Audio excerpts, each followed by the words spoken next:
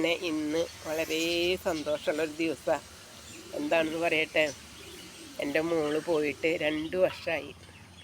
ഉണ്ണി ജനിച്ചു, ഒരു പ്രാവശ്യം വന്നു.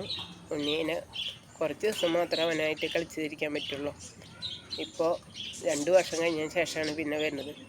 അപ്പോൾ നമ്മുടെ മക്കൾ കല്യാണം കഴിച്ച് പോയിട്ട് അവർ വരുമ്പോൾ നമുക്ക് മനസ്സിൽ വല്ലാത്തൊരു സന്തോഷമല്ലേ.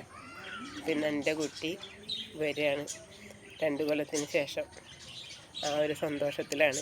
എല്ലാ അമ്മമാർക്കും മക്കൾ പുറം നാട്ടിലൊക്കെ പോയി കഴിഞ്ഞിട്ട് അവർ തിരിച്ച് അമ്മയുടെ വീട്ടിലേക്കൊക്കെ വരുമ്പോൾ വല്ലാത്തൊരു സന്തോഷമുള്ള ദിവസമല്ലേ നമുക്കത്.